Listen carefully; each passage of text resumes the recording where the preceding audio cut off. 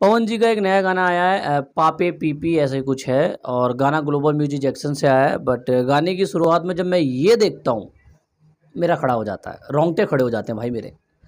पवन सिंह अपने गानों की क्वालिटी कहाँ से कहाँ ले जा रहे हैं भाई। बाकी कलाकार जो हैं वो उसी एक पैटर्न में अटके हुए हैं।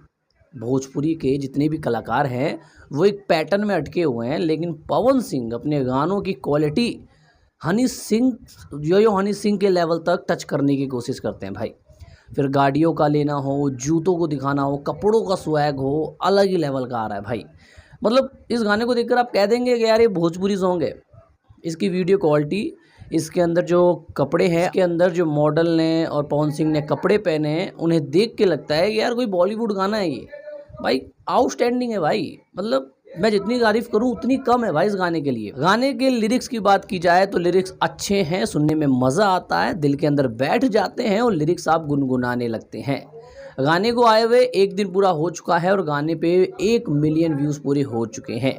और पवन सिंह का ऑरा ये बताता है कि भैया पवन सिंह आज भी पवन सिंह इसलिए है क्योंकि अपने गानों के साथ वो समझौता नहीं करते हैं भाई। गाने के अंदर क्वीन सालनी थोड़ी सी वो लगती है, मतलब डांस अच्छा किया है, परफॉर्मेंस अच्छी दी है, पर पवन सिंह के सामने कहीं ना कहीं क्वीन सालनी मुझे छोटी लगती है। अब क्यों लगती है मुझे नहीं पता, बट जितने भी लोग इस वीडियो को देख रहे हैं सीरियसली क्वीन सालनी पवन सिंह के सामने मुझे बहुत छोटी लगती है और वो उस चीज़ में फिट नहीं हो पाती है जिस चीज़ में लोग उसे देखना चाहते हैं। क्वीन सालनी के अलावा कोई और एक्ट्रेस होती तो शायद ज़्यादा अच्छा लगता, और पवन सिंह और क्वीन सालनी की जोड़ी सीरियसली मुझे उतनी अच्छी नहीं लगती। ये मेरा पर्सनल मानना है, ठीक है, मेरे पर्सनल थॉट हैं ये। मैं आपके विचार नहीं बदल रहा हूँ, क्या पता आपको अच्छी लगती हो, मुझे नहीं अच्छी लगती।